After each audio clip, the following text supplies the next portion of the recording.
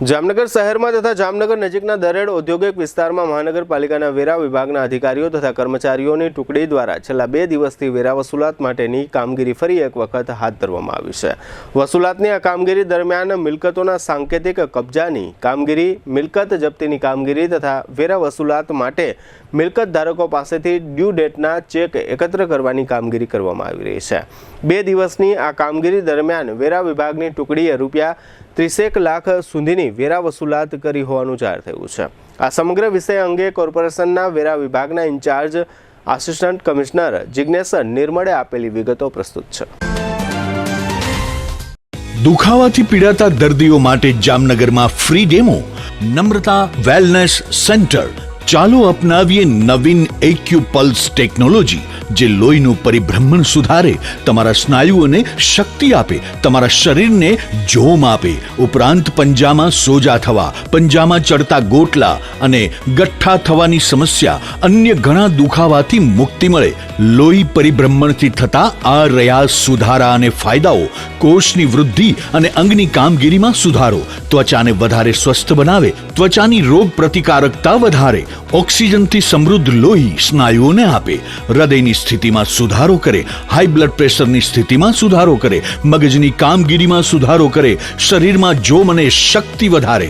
નબળા રક્ત પરિભ્રમણને પરિણામે અનેક દર્દો આવે છે જેવા કે ગઠ્ઠા થવા, સોજો ચડવો, તાણ, પગના તળિયામાં જણજણાટી, સાંધાનો લાંબા સમય સુધી દુખાવો, સ્નાયુઓ ખેંચાવા, ગોટલામાં દુખાવો।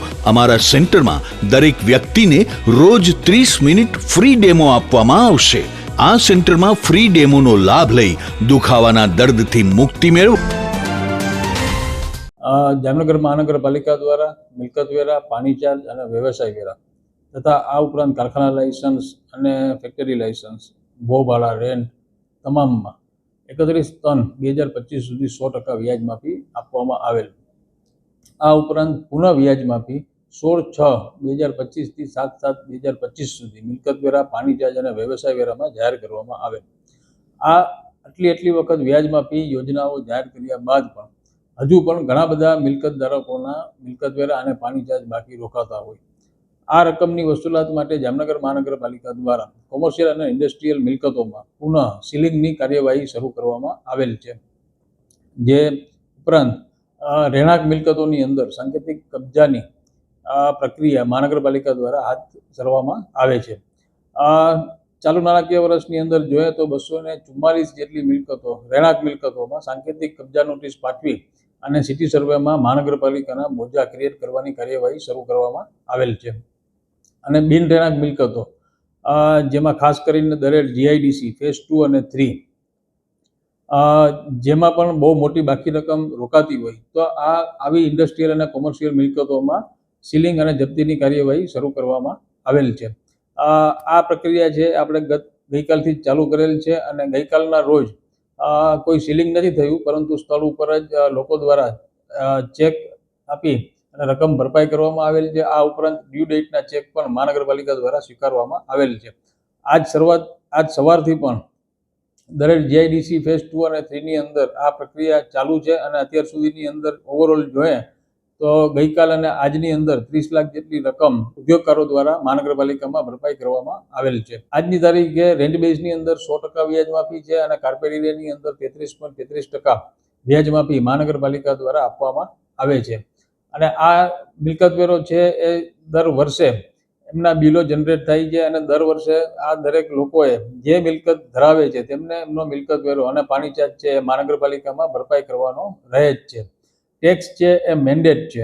દરેક શહેરીજનોને અમારી ખાસ નમ્ર વિનંતી છે કે આપનો વાર્ષિક મિલકત વેરો, પાણી ચાર્જ, વ્યવસાય વેરા છે એ નિયમિત મહાનગરપાલિકામાં ભરપાઈ કરો, જેથી કરીને મહાનગરપાલિકાના અધિકારી કર્મચારીઓએ આવી કોઈ પ્રક્રિયાઓ હાથ ન ધરવી પડે। આ મહાનગરપાલિકા છે એ શહેરીજનો માટે જ 24/7 365 ડેઝ કામ કરે છે।